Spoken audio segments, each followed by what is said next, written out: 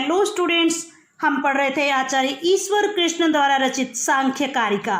देखिए, कल हमने पढ़ा था कि आचार्य ईश्वर कृष्ण द्वारा रचित सांख्य कारिका में 70 कारिका है। कितनी कारिका है? 70। इसलिए इसको सांख्य सप्तती भी कहा जाता है। सांख्य कारिका हमारे सांख्य दर्शन का महत्वपूर्ण ग्रंथ, जिसमें 3 प्रकार के दुख बताए हैं। कितने प्रकार के दुख बताए गए हैं? 3 प्रकार के। फर्स्ट यानी पहली कारिका में 3 प्रकार के दुखों का वर्णन किया गया है कि हमारे जीवन में, मनुष्य के जीवन में 3 प्रकार के दुख है। कौन कौन से? आध्यात्मिक, आधिभौतिक और आधिदैविक। ठीक है, आध्यात्मिक दुख देखिए, ध्यान से देखिए। आध्यात्मिक दुख जो मन और आत्मा से संबंधित होते हैं। कई बार हमारा मन दुखी होता है, हमारी आत्मा दुखी होती है। दूसरा आधिभौतिक। कौन से दुख? आधिभौतिक। देखिए, आधिभौतिक जो सांसारिक चराचर जगत से प्राप्त होते हैं। ठीक है। तीसरे है आधिदैविक। जो आधिदैविक मीन्स जो दैवीय प्रकृति के कारण से, जैसे कभी बाढ़ आ गई, सूखा पड़ गया, अकाल पड़ गया, इस प्रकार की कोई जो दुख आ जाता है उसको क्या कहते हैं? आधिदैविक। ठीक है। ये 3 प्रकार के दुख कहे गए हैं। इन तीनों प्रकार के दुखों को दूर करने के, इन तीनों प्रकार के दुखों को दूर करने के जो प्रत्यक्ष हमको जो उपाय दिखाई देते हैं, जो सामने उपाय दिखाई देते हैं, देखिए वो कहते हैं कि वो उपाय ऐसे हैं कि जो अशुद्धियों से युक्त है, जो क्षय है। मीन्स कहने का मतलब ऐसा नहीं है कि इसका उपाय हो गया और ये उपाय हमेशा के लिए है, अब वह दुख वापस लौट करके नहीं आएगा, या फिर जो है एक उपाय है ये सभी प्रकार की समस्याओं को दूर कर देगा, ऐसा भी नहीं है। इसलिए उन दुखों को आत्यांतिक, ये जो उपाय जो बताए गए हैं प्रत्यक्ष जो सामने दिखाई दे रहे हैं, ये आत्यांतिक और अनेकांतिक है। ठीक है। मीन्स हमेशा हमेशा के लिए उस इलाज से, उस उपाय से हमेशा हमेशा के लिए वह दुख दूर नहीं हो सकता है। पहली बात तो ये है। ठीक है, कि हमारा जैसे मान लो कोई बात, देखिए यहाँ पर जैसे कोई समस्या उत्पन्न हो गई, कोई दुख उत्पन्न हो गया और इसका समाधान हमें मिल गया। क्या मिल गया? उसका समाधान मिल गया। तो कहते हैं कि ये समाधान जो है, ये समाधान परमानेंट नहीं है। मीन्स जो एक निश्चित नहीं है कि जो अब इस समस्या का समाधान हो गया तो जीवन भर वह समस्या आएगी ही नहीं। पहली बात तो ये है। दूसरा, ठीक है, ये समाधान जो है ये सभी प्रकार की समस्याओं को दूर नहीं करता है। यह समाधान सभी प्रकार की समस्याओं को दूर नहीं करता है। इसलिए जो सामने दिखने वाले उपाय, जो प्रत्यक्ष उपाय जो है, उनके लिए आचार्य जी ने मना किया है। कहा है कि ये उपाय जो है ये हमारे तीनों प्रकार के दुखों से हमको हमेशा हमेशा के लिए छुटकारा नहीं दिला सकते हैं।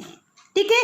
फिर कहते हैं कि देखिए, प्रकृति और पुरुष, उसमें भी कहा है कि व्यक्त और अव्यक्त का ज्ञान। किस किस का? व्यक्त और अव्यक्त और पुरुष, इन सब का ज्ञान, व्यक्त, अव्यक्त और पुरुष, इनका ज्ञान ही हमें हमेशा हमेशा के लिए इन तीनों प्रकार के दुखों से छुटकारा दिला सकता है। आध्यात्मिक दुख, आधिभौतिक और आधिदैविक, इन तीनों प्रकार के दुखों से हमेशा हमेशा के लिए छुटकारा दिला सकता है। ठीक है। तो देखिए, आइए स्टूडेंट्स, इससे बिल्कुल घबराने की आवश्यकता नहीं है। जहाँ जहाँ आपको समस्या आए वहाँ पर जो है आप कमेंट लिखिए, ताकि मैं आपकी समस्याओं को सोल्व करने में, उनका समाधान करने में जो है आपके सामने हाजिर हो सकूँ। मीन्स कहने का मतलब उनका समाधान आपको दे सकूँ। ठीक है। अच्छा, ये 3 प्रकार के दुख कहे गए हैं। देखिए, इससे संबंधित हम कारिकाएं पढ़ेंगे। देखिए, फर्स्ट कारिका है हमारी दुख त्रयाभिघात जिज्ञासा तद अपघात को हेतु दृष्टि सापार्था च अनेकांतिक अत्यंतो अभावात। दुख त्रय अभिघात जिज्ञासा, 3 प्रकार के दुख त्रय मीन्स 3 प्रकार के, जो हमारी पहली कारिका है वो दुख त्रय से ही संबंधित है, 3 प्रकार के दुखों से ही संबंधित है। इस संसार में 3 प्रकार के दुख बताए गए हैं। अभिघात जिज्ञासा, अभिघात मीन्स उनको दूर करने की, जिज्ञासा मीन्स उनके तत् अपघात को हेतु मीन्स उनको नष्ट करने वाले और उन दुखों को दूर करने के उपायों के बारे में जानने की जिज्ञासा मीन्स मन में इच्छा उत्पन्न हुई है। दृष्टि स अपार्था, कहते जो सामने दिखाई दे रहे हैं, जो साक्षात दिखाई दे रहे हैं, वे सब च अनेकांतिक अत्यंतो भावात, वे उपाय जो है वो अनेकांतिक है और अत्यंत भाव है। अनेकांतिक मीन्स जो है वो सभी एक ही समाधान से सभी समस्याओं से नहीं निपट सकते हैं। दूसरा, एक समाधान है, उससे हमेशा हमेशा के लिए उस समस्या को दूर नहीं कर सकते हैं। इसलिए आचार्य ईश्वर कृष्ण जी कहते हैं कि इन 3 प्रकार के दुख, जो आध्यात्मिक, आधिभौतिक और आधिदैविक, जो 3 प्रकार के दुख जो बताए गए हैं, इन दुखों से हमेशा हमेशा के लिए छुटकारा पाने के लिए हमें प्रत्यक्ष, जो उपाय दिखाई दे रहे हैं, जो सामने दिखाई दे रहे हैं, उन उपायों से तो हम जो है केवल मात्र थोड़े समय के लिए ही उस समस्या को, उस दुख को दूर कर सकते हैं। दूसरी बात जो है, अब वह जो समाधान जो है, वो जो सामने प्रत्यक्ष उपाय दिखाई दे रहे हैं, उससे सभी प्रकार के दुखों को दूर नहीं कर सकते हैं। इसलिए कहते हैं कि प्रकृति, पुरुष और जो है, मीन्स कहने का मतलब अव्यक्त और पुरुष, इन सब के ज्ञान से ही हम इन तीनों प्रकार के दुखों से छुटकारा पा सकते हैं। ये है हमारा दुख त्रय की कारिका। किसकी है? दुख त्रय, 3 प्रकार के दुख। ये मैंने आपको पहले कारिका में अच्छे प्रकार से समझा दिए थे। देखिए अब सेकंड कारिका में बताइए, दृष्टवत अनुश्राविक। दृष्टवत अनुश्राविक स ही अविशुद्धि क्षय अतिशय युक्त तद विपरीत श्रेयान व्यक्त अव्यक्त विज्ञानात्।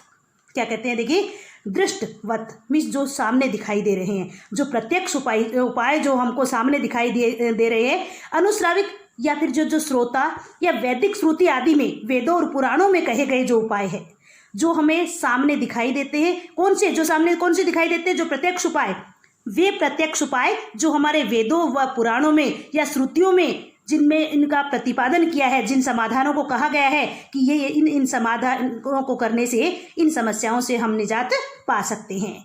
देखो, अनुश्राविक मीन्स वैदिक श्रुतियों में या वेदों में जिसका प्रतिपादन किया गया है, वे दृष्ट मीन्स वो प्रत्यक्ष उपाय, स वह ही निश्चित रूप से अविशुद्धि मीन्स वो अशुद्धि से युक्त है। अविशुद्धि मीन्स अशुद्धि से युक्त है। क्षय मीन्स वो विनाशकारी है। कहने का मतलब वह समाधान अभी तो उस समस्या को दूर कर देगा, लेकिन थोड़े दिन बाद वापस यानी पुनः वह समस्या हमारे जीवन में लौट सकती है।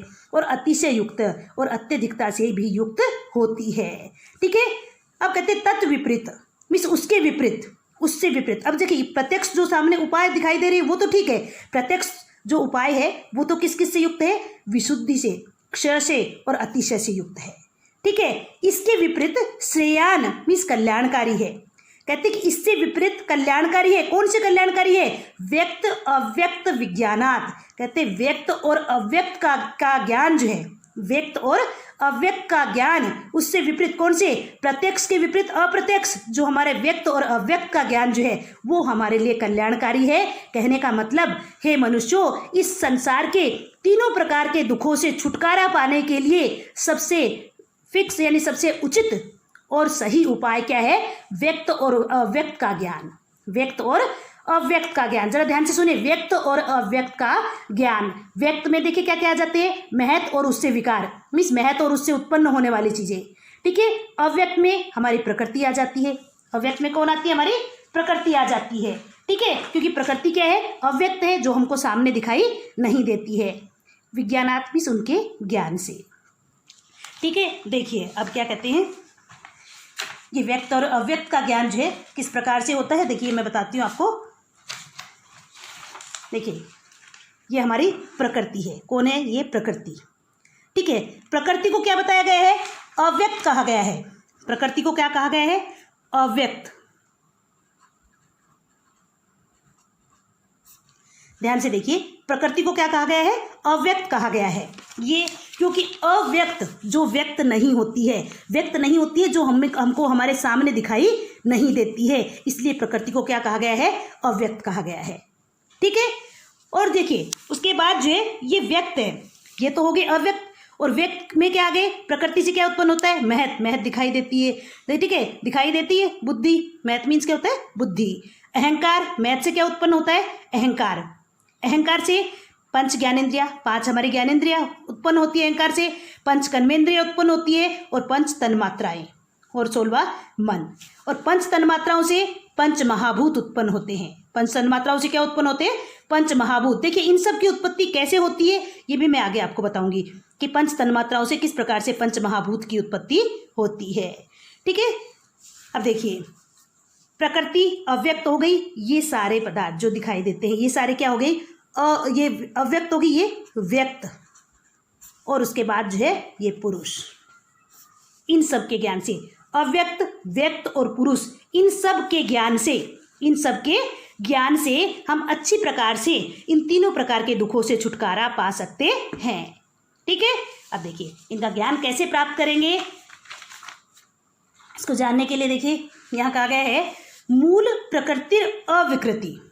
मूल प्रकृति अविकृति। देखिए अविकृति मीन्स होता है उत्पन्न होना, जो विकृति मीन्स किसी चीज का विकार, किसी चीज का विकार। देखिए ध्यान से, मूल प्रकृति अविकृति मीन्स मूल प्रकृति क्या है, अविकृति है, मीन्स वो किसी का भी विकार नहीं है, किसी का भी। देखो मूल प्रकृति, जो प्रकृति जो है वो सबकी क्या है, मूल है। इससे सारी चीजें उत्पन्न होती है। इससे महत उत्पन्न होता है, महत से अहंकार, अहंकार से पंच ज्ञानेंद्रिय, पंच कर्मेंद्रिय और पंच तन्मात्राएं, और 16वां मन, और पंच तन्मात्राओं से क्या उत्पन्न होते हैं, पंच महाभूत। तो देखिए मूल प्रकृति क्या है, अविकृति। मूल प्रकृति है अविकृति, ये अविकृति है, अविकृति, अविकृति। जरा ध्यान से देखिए, अविकृति मीन्स अविकार,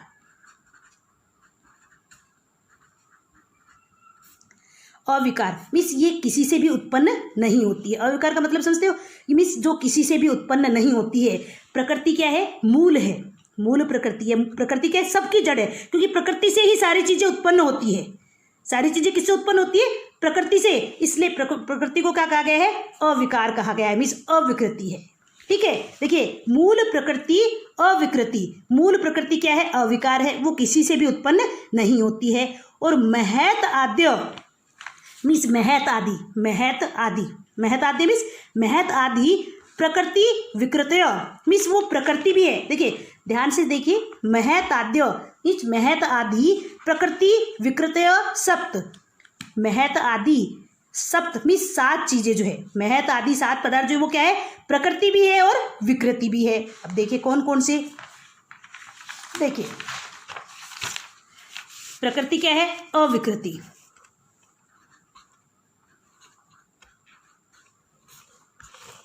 अविकृति या अविकार, अविकार कह सकते हैं, या अविकृति। और महत आदि 7, महत आदि 7 वो क्या है, देखिए प्रकृति भी है और विकृति भी है। जरा ध्यान से देखिए, महत आदि सप्त यानी 7 चीजें जो है वो क्या है, प्रकृति भी है और विकृति भी है। और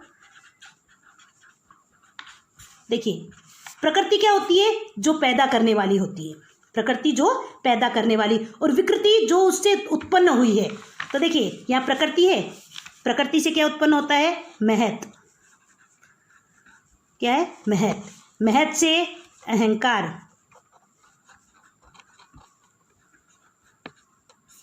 महत से क्या उत्पन्न होता है, अहंकार उत्पन्न होता है। ठीक है, अब देखिए प्रकृति से महत, महत से अहंकार। ठीक है, अहंकार से उत्पन्न होती है, देखिए ध्यान से, अहंकार से उत्पन्न होती है हमारी पंच ज्ञानेंद्रिय,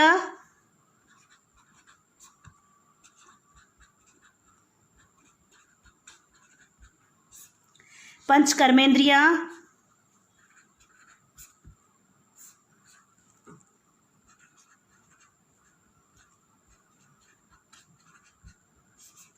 पंच ज्ञानेंद्रिय, पंच कर्मेंद्रिय और पंच तन्मात्राएं, पंच तन्मात्रा। देखिए तन्मात्राओं को ऊपर अनुस्वार लगा करके भी लिख सकते हैं और तन्मात्राएं ऐसे भी लिख सकते हैं, या आधा न लगा करके भी लिख सकते हैं और ऊपर अनुस्वार लगा करके भी लिख सकते हैं, तन्मात्राएं। ठीक है, और पंच तन्मात्राओं से क्या उत्पन्न होते हैं, पंच महाभूत,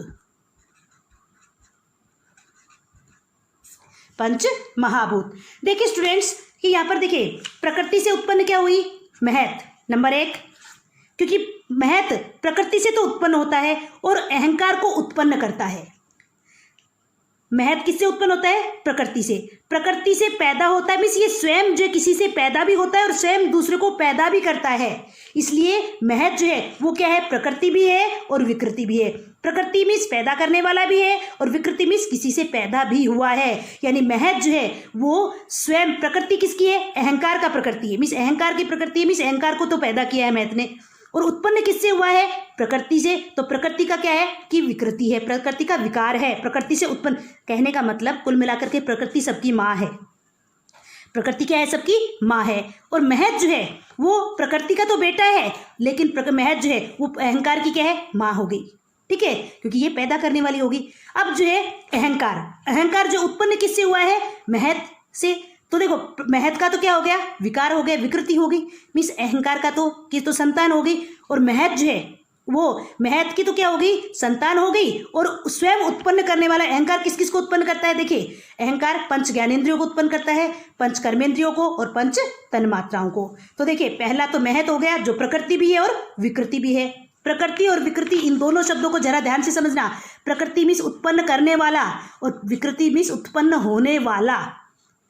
आगे बात सुनिए, माँ और बेटा, माँ बेटा बेटी जो भी है मीन्स ये प्रकृति भी है और विकृति भी है।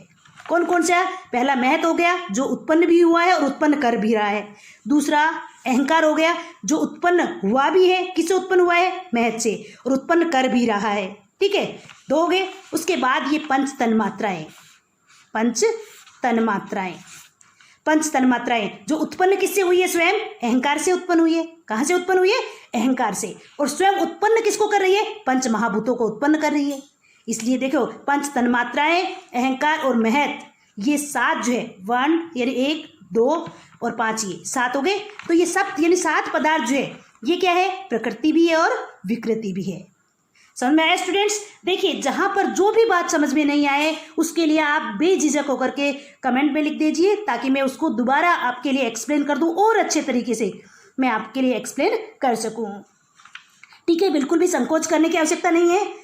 अपने को टॉपिक अच्छी प्रकार से समझ में आ जाना चाहिए। ये हो गए हमारे, देखिए इसमें ये वाला श्लोक समझ में आ गया आपको अच्छी प्रकार से। मूल प्रकृति अविकृति, मूल प्रकृति क्या है, अविकृति है, मीन्स वो किसी से भी उत्पन्न नहीं होती है। और महत आद्य प्रकृति विकृत्य सप्त, और महत आदि सप्त मीन्स 7 जो है, महत आदि 7 जो है वो प्रकृति भी है और विकृति भी है। और फिर क्या कहते हैं, सोडकस्तु, सोडकस्तु, सोडकः प्लस तु, इसका संधि विच्छेद करेंगे तो क्या होगा, सोडकः प्लस ये सोडसः प्लस तु, जो सोडस्कः प्लस तु मीन्स 16 तो, सोडस्कः मीन्स 16, तु मीन्स तो, ये 16 पदार्थ तो विकारो न प्रकृति न विकृति पुरुषः। 16 पदार्थ तो केवल मात्र क्या है, विकार है। 16 कौन कौन से विकार है, जरा ध्यान से समझिए। 16 विकार कौन से है, देखिए पंच ज्ञानेंद्रिया हो गई, पंच ज्ञानेंद्रिया जो उत्पन्न तो हुई है लेकिन किसी से उत्पन्न नहीं हो रही है, केवल विकृति है, केवल क्या है, विकृति है। पंच कर्मेंद्रिया, देखिए पंच ज्ञानेंद्रिया, पंच कर्मेंद्रिया ये हो गई, और पंच महाभूत, और 16वां यहाँ पर क्या लिखते हैं हम, मन, मैंने बताया ना इनसे मन। पंच ज्ञानेंद्रिया, पंच कर्मेंद्रिया, पंच तन्मात्राएं और 16वां मन, ये सारे अहंकार से उत्पन्न होते हैं। तो देखिए 5 ये यानी पंच ज्ञानेंद्रिया, पंच कर्मेंद्रिया और पंच महाभूत और 16वां मन, तो जो है ये 16वां मन। तो ये 16 पदार्थ जो ये केवल क्या है, विकृति है, केवल उत्पन्न हुए हैं, ये किसी को भी उत्पन्न नहीं कर रहे हैं। पंच ज्ञानेंद्रिया कहाँ से उत्पन्न हुई है, अहंकार, तो अहंकार की क्या है, ये विकृति है। पंच कर्मेंद्रिया भी अहंकार की विकृति है, और पंच महाभूत जो है वो पंच तन्मात्राओं की विकृति है, ये प्रकृति नहीं है, केवल मात्र ये जो है। और 16वां मन, 5 और 5 10 और 5 15 और 1 16, ये 16 पदार्थ जरा ध्यान से समझिए वापस से। ये 15 देखिए, 5 ज्ञानेंद्रिया, पंच कर्मेंद्रिया ये अहंकार से उत्पन्न हुई है, ठीक है, और ये पंच महाभूत जो पंच तन्मात्राओं से उत्पन्न हुए हैं, 15 ये और 16वां मन। ये 16 पदार्थ केवल विकृति है, प्रकृति नहीं है। ये उत्पन्न तो हुए हैं लेकिन ये स्वयं किसी से उत्पन्न हुए हैं, किसी को उत्पन्न नहीं कर, स्वयं से पैदा नहीं कर रहे हैं, स्वयं से जो किसी को भी नहीं निकाल रहे हैं। इसलिए ये 16 पदार्थ जो है, पंच ज्ञानेंद्रिया, पंच कर्मेंद्रिया, पंच महाभूत और 16वां मन, ये 16 पदार्थ केवल विकृति है, ये प्रकृति नहीं है।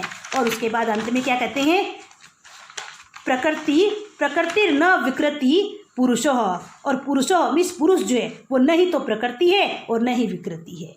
पुरुष मीन्स पुरुष जो है वो क्या है, नहीं तो प्रकृति है, नहीं तो किसी को उत्पन्न करता है और नहीं स्वयं उत्पन्न होता है। जरा देखिए, ये प्रकृति से महत से अहंकार से पंच ज्ञानेंद्रिया, पंच कर्मेंद्रिया और पंच तन्मात्राएं, और 16वां मन, और पंच तन्मात्राओं से पंच महाभूत। और पुरुष जो है, देखिए ध्यान से, पुरुष इन सब से अलग है, पुरुष इन सब से अलग है, जो नहीं तो किसी की प्रकृति है और न ही किसी की विकृति है, नहीं तो वो किसी को पैदा करता है और न ही वो किसी से उत्पन्न हुआ है। देखिए ये कुल मिलाकर के देखिए, 1 2 3 और 5 8 और 5 13 और 5 18 और 5 23 और 1 24 और 1 25, यानी हमारा सांख्य दर्शन जो है इन 25 पदार्थों को, 25 तत्वों को मानता है। इन 25 पदार्थों को मानता है। अगर पूछा जाए कि हमारा सांख्य दर्शन कितने पदार्थों को मानता है, तो कितने मानता है, जो है 25 तत्व मानता है। ठीक है, इसके आधार पर हमारी ये कारिका हो गई। ये बात मेरे हिसाब से अच्छी प्रकार से समझ में आ गई होगी आपको। देखिए, ये डायग्राम आपको जब आप MA प्रीवियस के एग्जाम दे रहे हैं और आपके एग्जाम में अगर इस प्रकार का क्वेश्चन पूछा गया है या फिर आपके लिए सप्रसंग व्याख्या के लिए दिया गया है, तो भी आप उसमें इस प्रकार का डायग्राम बना करके अच्छी प्रकार से समझाएंगे, ताकि एग्जामिनर को पता होना चाहिए कि आपको ये बात अच्छी प्रकार से समझ में आ गई है। क्योंकि मूल प्रकृति है जो अविकृति है। क्या है? अविकृति है। प्रकृति से महत उत्पन्न होता है, महत से अहंकार, अहंकार से पंच ज्ञानेन्द्रिया, पंच कर्मेंद्रिया और पंच तन्मात्राएं, और 16वां मन, मन को नहीं भूलना है। और पंच तन्मात्राओं से पंच महाभूत उत्पन्न होते हैं। और पुरुष जो है वो न ही प्रकृति है और न ही विकृति है। ठीक है, अब देखिए, अब आ जाते हैं हम चौथी कारिका पे, यानी जो है सत्कार्यवाद पे।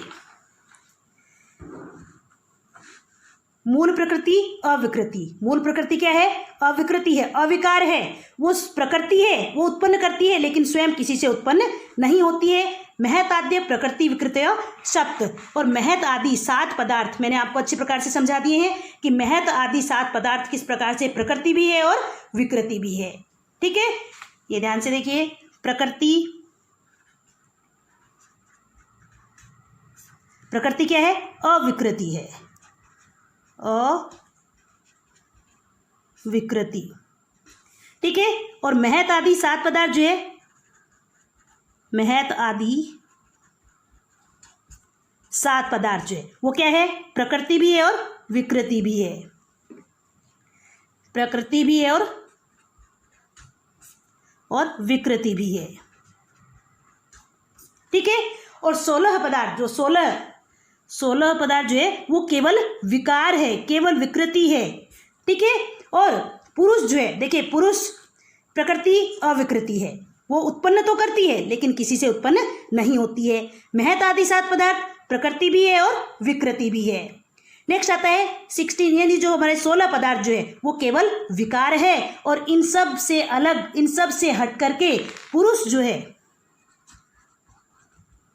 ये न ही तो प्रकृति है और न ही विकृति है। यानी कुछ नहीं करता है पुरुष जो है, न ही तो किसी से उत्पन्न होता है और न ही किसी को उत्पन्न करता है। ये कौन है? हमारा पुरुष। ठीक है, अब देखिए, अब आ जाते हैं हम उसके बाद। देखिए, प्रकृति और पुरुष हो गया। अब प्रकृति की और पुरुष की सत्ता निर्धारित करते हैं। देखिए, ये कहते हैं कि प्रकृति है, देखिए कहते हैं कि प्रकृति और पुरुष, हमने 25 तत्व तो बता दिए, 25 पदार्थ तो बता दिए, लेकिन ये 25 तत्वों में से कहते हैं प्रकृति जो सबसे पहले आप कह रहे हो, जो सारे संसार को सबको उत्पन्न करती है, इनसे जिनसे सारी चीजें उत्पन्न होती है, महत, अहंकार, पंच ज्ञानेन्द्रिया, पंच कर्मेंद्रिया, पंच तन्मात्राएं, इन सब से जो सारी चीजें उत्पन्न होती है वो प्रकृति है या नहीं है? कहते हैं हमको तो दिखाई नहीं देती। कौन है ये प्रकृति? किस चीज को कहते हैं प्रकृति? कहाँ है प्रकृति? अगर होती तो दिखाई देती। तो देखिए, इससे यानी सत, देखिए सत, सत मीन्स जो हमेशा विद्यमान रहता है, जो हमेशा निहित रहता है, यहीं पर रहता है, जो कभी भी नष्ट नहीं होता है, उसको क्या कहा जाता है? सत कहा जाता है। क्या कहा जाता है उसको? सत। तो कहते हैं कि सत, अब यहाँ पर जो है अपने सांख्यकारी में, कारिका में सत्कार्यवाद, सत्कार्यवाद के माध्यम से प्रकृति की सत्ता निर्धारित की है कि हाँ, इस संसार में प्रकृति है और प्रकृति से ही ये सारी चीजें उत्पन्न होती है, और अंततोगत्वा सारी चीजें कहाँ मिल जाती है? प्रकृति में ही जाकर मिल जाती है। कहते हैं कि प्रकृति सब चीजों को उत्पन्न करती है, और प्रकृति जो है वो पुरुष के ऊपर कार्यरत रहती है। जो कुछ करती है वो किसके लिए करती है? पुरुष के लिए करती है। जो कुछ भी क्रियाकलाप होते हैं प्रकृति के, वो किसके लिए होते हैं? पुरुष के लिए होते हैं। ठीक है, अगर पुरुष नहीं हो तो प्रकृति का भी अपना कोई महत्व नहीं रह जाएगा, क्योंकि प्रकृति काम तो करेगी लेकिन किसके? पुरुष की आड़ में होकर के काम करती है। लगता कैसे है कि जैसे वह पुरुष कार्य कर रहा है, लेकिन करता सब कुछ कौन है? प्रकृति। ठीक है, और जब वह पुरुष जो है उस प्रकृति को अच्छी प्रकार से जान लेता है कि ये प्रकृति है जो मुझे अपने तरीके से नचाए जा रही है, अपने तरीके से मेरे ऊपर क्रियाकलाप कर रही है, जब पुरुष जब कोई भी व्यक्ति मीन्स प्रकृति और पुरुष इन सब के खेल को अच्छी प्रकार से जान लेता है, उसके बाद प्रकृति उस पर कार्यरत नहीं होती, अर्थात उस पर किसी प्रकार का प्रभाव नहीं डालती। कहने का मतलब वह व्यक्ति जीवन और मृत्यु के बंधन से मुक्त हो जाता है और उसे कैवल्य की प्राप्ति हो जाती है, मोक्ष की प्राप्ति हो जाती है। यही इस पूरी सृष्टि का खेल बताया गया है। किसके माध्यम से? सांख्य दर्शन के माध्यम से। आचार्य ईश्वर कृष्ण जी ने बड़े ही सरल और सीधे तरीके से इस प्रकृति का रहस्य यहाँ पर वर्णित किया है। देखिए, आ जाते हैं हम सत्कार्यवाद पर। सत्कार्यवाद, सत्कार्यवाद, सत मीन्स विद्यमान रहना। हाँ, प्रकृति की सत्ता है। देखिए, असत्करणात् उपादान ग्रहणात् सर्वसंभवा भावात्, सर्वसंभवा भावात् सक्तस्य शक्य कारणात् कारण भावाच्च सत्कार्यम। देखिए, यहाँ जो है सत्कार्यवाद के सिद्धांत में 5 उपाय देते हैं, 5 कारण देते हुए, 5 उदाहरण देते हुए इसकी सत्ता सिद्ध की है। किसकी? प्रकृति की सत्ता सिद्ध की है कि हाँ, प्रकृति है, प्रकृति विद्यमान है। देखिए, उसका सबसे पहला कारण बताया है असत्करणात्। असत्करणात्, इसको अलग अलग करके लिखेंगे तो क्या हो जाएगा? असत्करणात्। असत, देखिए, असत अकरणात्। असत मीन्स जो विद्यमान नहीं है, जो विद्यमान नहीं है। अकरणात् मीन्स उसकी उत्पत्ति नहीं होती है। भाई, जो चीज़ है ही नहीं उसकी उत्पत्ति कहाँ से होगी? जैसे हम कहें कि तिलों में तेल, तिलों में तेल। देखो, तिलों में तेल होता है इसलिए तिल से तेल निकाला जाता है। सरसों से तेल, सरसों के दाने में तेल होता है इसलिए उससे तेल निकाला जा सकता है। लेकिन अगर कहा जाए कि गेहूं की बाली से तेल निकालो, तो गेहूं की बाली में गेहूं के अंदर तेल होता ही नहीं है, तो वो निकलेगा कहाँ से? तो कहते हैं असत अकरणात् मीन्स अविद्यमान की उत्पत्ति संभव नहीं है। अविद्यमान की उत्पत्ति असंभव है।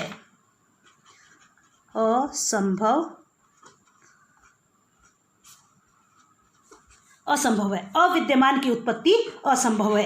कहते हैं कि जो है अगर प्रकृति नहीं होती तो उससे देखो महत भी उत्पन्न नहीं होता। अगर अब जब महत उत्पन्न हुआ है तो उसका कोई उत्पत्ति करता तो होगा। अगर जो है प्रकृति होती ही नहीं तो जो है महत कहाँ से उत्पन्न होता? इसका मतलब महत पहले से ही कहाँ पर विद्यमान था? प्रकृति में विद्यमान था।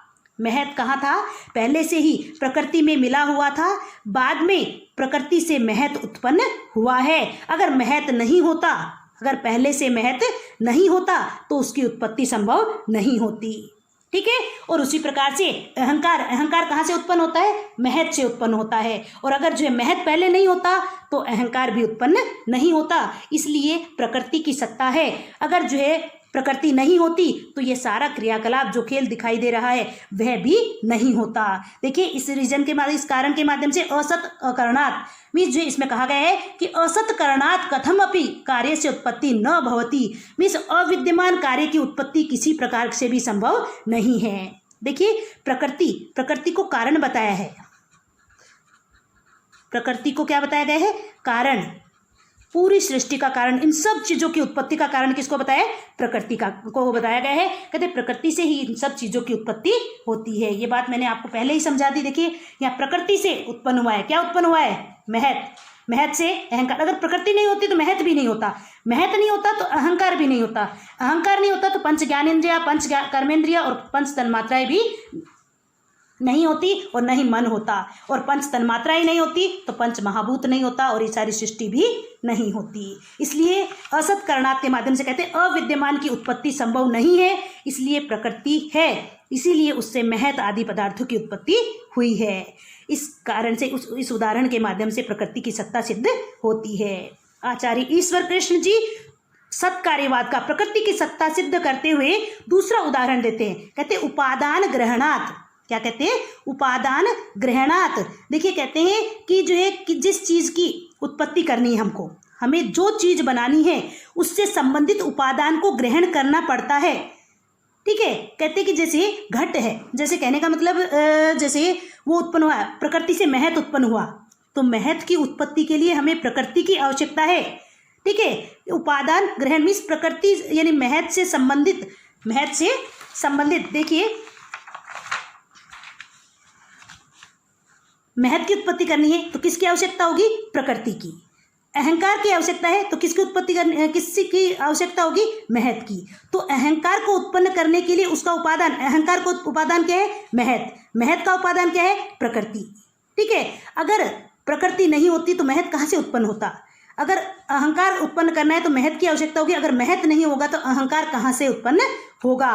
और इस प्रकार इसका इसको एक उदाहरण के माध्यम से समझाया। जैसे मान लो घट के लिए मिट्टी, जैसे हमें घट बनाने यानी मिट्टी बनाने यानी किसी घट का निर्माण करना है तो उसके लिए मिट्टी की आवश्यकता होगी।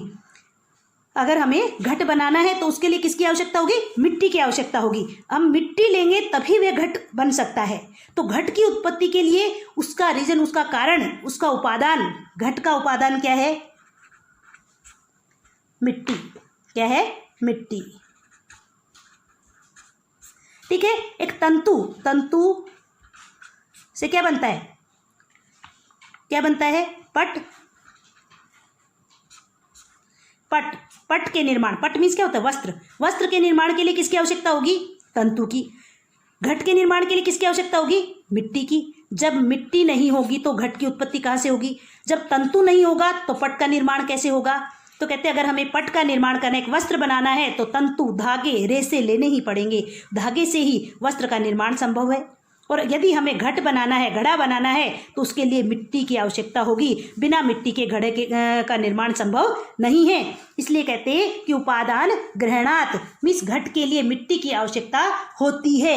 मिट्टी के घट के लिए किसकी आवश्यकता होती है? मिट्टी की आवश्यकता होती है। यदि कार्य समवाय रूपेण हेतु न भविष्यति, यदि वह कार्य, यदि घट उस मिट्टी के अंदर होता ही नहीं, पहले से ही समाहित नहीं होता तो उससे अलग कैसे कर सकते थे? तो देखिए क्या कहते हैं कि यदि प्रकृति में महत पहले से नहीं होता, प्रकृति में महत पहले से नहीं होता तो उसका निर्माण कैसे कर सकते थे? प्रकृति में पहले से ही महत था, उसके बाद जो प्रकृति से उत्पन्न हुआ है। महत में पहले से ही अहंकार था, इसलिए महत से किसकी उत्पत्ति हुई है? अहंकार की उत्पत्ति हुई है। और अहंकार की उत्पत्ति कहाँ से संभव है? महत से ही संभव है। और महत की उत्पत्ति किससे होती है? प्रकृति से। अगर महत नहीं होगा तो अहंकार नहीं होगा, अगर प्रकृति नहीं होगी तो महत नहीं होगा। इसका मतलब प्रकृति है। देखिए इस कारण जो उपादान ग्रहणात मीन्स जो किसी भी कार्य को सिद्ध करने के लिए या किसी भी कार्य को करने के लिए उससे संबंधित उपादान को या उससे संबंधित वस्तु को या उससे संबंधित कारण को ग्रहण करना होता है। इसलिए इस सारी सृष्टि का उत्पत्ति कारण क्या है? प्रकृति है। इसलिए जो है देखो प्रकृति है तभी ये सृष्टि, इस सृष्टि की उत्पत्ति हुई है। ठीक है, क्योंकि प्रकृति से ही ये सारी चीजें उत्पन्न हुई है। इसलिए इनसे संबंधित इन सब का कारण क्या है? प्रकृति है। अर्थात इस उदाहरण के माध्यम से प्रकृति की सत्ता सिद्ध करते हैं। नेक्स्ट उदाहरण दिया इसमें सर्वसंभवा भावात। सर्वसंभवा भावात। देखिए अब प्रकृति से तो किसकी उत्पत्ति हो गई? महत की। महत से अहंकार की। अहंकार से पंच ज्ञानेंद्रिया, पंच कर्मेंद्रिया और पंच तन्मात्राएं, 16वां मन। अब कहते हैं लेकिन सर्व संभवा अभावात, अब सभी कारण से, सभी जैसे एक कारण है इससे संबंधित जो है सभी कार्य तो सिद्ध नहीं हो सकते, इससे संबंधित कार्य ही सिद्ध होंगे। इसलिए सर्व संभवा अभावात, सभी की उत्पत्ति एक से ही न होने के, अभावात मीन्स कमी होने के कारण से, सभी कार्यों की उत्पत्ति एक ही कारण से न होने के कारण से। अब प्रकृति से तो क्या उत्पन्न हुआ? महत। महत से अहंकार। अब सारी चीजें प्रकृति से तो उत्पन्न नहीं हो सकती। पहले प्रकृति से क्या उत्पन्न हो गई? महत। अब महत से अहंकार उत्पन्न हो गया, अहंकार से पंच ज्ञानेंद्रिया, पंच कर्मेंद्रिया और पंच तन्मात्राएं, फिर पंच तन्मात्राओं से पंच महाभूत उत्पन्न हो गए। अब कहते हैं सारी चीजें, अब हम ये कहें कि जो है प्रकृति से ही पंच कर्मेंद्रिया भी उत्पन्न कर दो, पंच तन्मात्राएं भी उत्पन्न कर दो, पंच महाभूत भी उत्पन्न कर दो, तो ऐसा संभव नहीं है। क्यों? अब देखिए क्यों का कारण ये है कि हमें घट बनाना है तो घट का कारण क्या है? मिट्टी, क्योंकि मिट्टी से ही घट बनाना है। अगर हमें पट बनाना है, वस्त्र बनाना है, तो हमें किसकी जरूरत होगी? तंतु की ही। हम तंतु को लेकर के हम घट का निर्माण तो नहीं कर सकते ना। इसलिए सभी कारणों यानी एक ही कारण से सारे कार्यों की उत्पत्ति संभव नहीं है। सर्वसंभवा अभावात, सारे कार्यों की उत्पत्ति एक ही कारण से नहीं हो सकती। इसलिए क्या कहा है कि प्रकृति की सत्ता है, प्रकृति से महत उत्पन्न होता है, महत से अहंकार, और उसके बाद जो है ये सारी चीज़ें उत्पन्न होती है। इसलिए जो है अगर प्रकृति नहीं होती तो ये सारी चीज़ें भी नहीं होती। इसलिए प्रकृति इस उदाहरण के माध्यम से प्रकृति की सत्ता सिद्ध होती है। नेक्स्ट है सक्तस्य शक्य कारणात्। सक्तस्य शक्य कारणात्, देखो समर्थ कारण से ही समर्थ कार्य की उत्पत्ति हो सकती है। जैसे देखिए यहाँ फिर वापस से वही मिट्टी और घट का एग्जाम्पल लेंगे।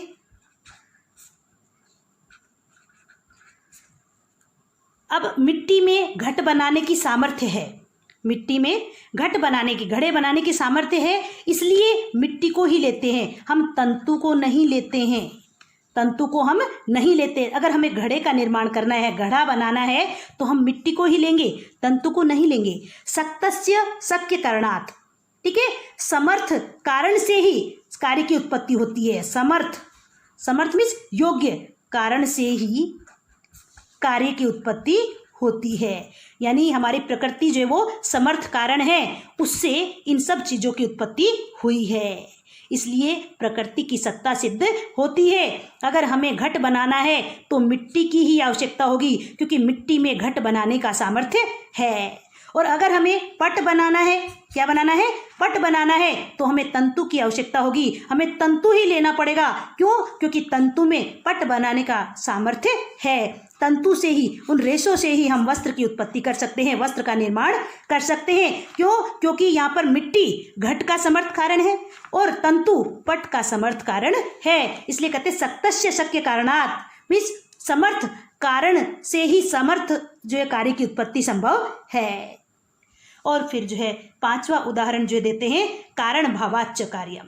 देखिए कारण भावाच्च, ये कारण है और ये कार्य है, ये कारण है और ये कार्य। देखिए ध्यान से, कारण नहीं होगा तो कार्य भी नहीं होगा। अगर देखिए मिट्टी नहीं होगी तो घट भी नहीं बनेगा, मिट्टी नहीं होगी तो क्या बनेगा, घट भी नहीं बनेगा। अगर तंतु नहीं होगा तो पट भी नहीं बनेगा। भाई तंतु ही नहीं है तो वस्त्र कहाँ से बनेगा? आगे बात समझ में, तो अगर प्रकृति नहीं होती, अगर प्रकृति नहीं होती तो ये सृष्टि भी नहीं होती। अगर प्रकृति नहीं होती तो सृष्टि भी नहीं होती, क्योंकि प्रकृति से ही सारी सृष्टि उत्पन्न हुई है, प्रकृति से ही महत की उत्पत्ति हुई है। महत से अहंकार की, अहंकार से पंच ज्ञानेंद्रिया, पंच कर्मेंद्रिया और पंच तन्मात्राएं, उसके बाद पंच महाभूत और 16वां मन। अगर प्रकृति ही नहीं होती तो ये सारी चीज़ें कैसे उत्पन्न होती? अगर क्यों? क्योंकि प्रकृति क्या है, कारण है। प्रकृति क्या है, कारण, और ये सब चीज़ें इसका क्या है, कार्य है। क्या है, कार्य। अगर प्रकृति नहीं होती तो ये सारा कार्य भी नहीं होता, अर्थात सृष्टि का निर्माण भी नहीं होता। ये सारा जगत जो हमको दिखाई दे रहा है, महत, अहंकार, हमारी पंच ज्ञानेंद्रिया, पंच कर्मेंद्रिया, पंच तन्मात्राएं, महाभूत, मन, ये सब दिखाई दे रही है, ये सब कुछ भी नहीं होता। कारण भावाच्च कार्यम, इस कारण के अभाव में, कारण के अभाव में, कारण अभावाच्च कार्यम, इस कारण के अभाव में कार्य संभव नहीं है। इन 5 उदाहरणों के माध्यम से आचार्य ईश्वर कृष्ण जी प्रकृति की सत्ता सिद्ध करते हुए कहते हैं कि हे मनुष्यों, अविद्यमान की उत्पत्ति संभव नहीं है और किसी भी उपादान नहीं, किसी भी कारण कार्य को करने के लिए उससे संबंधित उपादान को ग्रहण करना होता है, और सभी प्रकार के कारणों से सभी प्रकार के कार्यों की उत्पत्ति संभव नहीं है। समर्थ कारण से ही समर्थ कार्य की उत्पत्ति हो सकती है और कारण के अभाव में कार्य की उत्पत्ति संभव नहीं है, इसलिए प्रकृति की सत्ता सिद्ध होती है। अगर आपसे प्रश्न पूछा जाए कि सत्कार्यवाद में आचार्य ईश्वर कृष्ण जी सत्कार्यवाद यानी जो है प्रकृति की सत्ता को सिद्ध करने के लिए कितने उदाहरण देते हैं, तो 5 उदाहरण देते हैं। कौन कौन से? असत कारणात्, उपादान ग्रहणात्, सर्वसंभवाभावात्, सक्तस्य शक्य कारणात्, कारण भावाच्च कार्यम। ठीक है, ये 5 उदाहरण देते हैं, इसके माध्यम से प्रकृति की सत्ता सिद्ध करते हैं। ठीक है, ये है हमारी प्रकृति की सत्ता सिद्ध सत्कार्यवाद। इससे संबंधित अगर प्रश्न आता है तो उसमें हम प्रकृति और पुरुष के बारे में अच्छी प्रकार से बता करके ये सारी, सबसे पहले ये डायग्राम बनाएंगे, उसके बाद हम जो है उस क्वेश्चन के अंदर ये कारिका भी डालेंगे। क्वेश्चन के अंदर हमको ये कारिका भी डालनी है और उसके बाद कारिका डालने के बाद जो है मिस आप उसको एक्सप्लेन करेंगे। इस प्रकार से आपको पूरे में से पूरे मार्क्स मिलेंगे। ठीक है, इसमें इतना ही। नेक्स्ट वीडियो में मैं आपको नेक्स्ट कारिका एक्सप्लेन करूंगी। तब तक के लिए बाय बाय।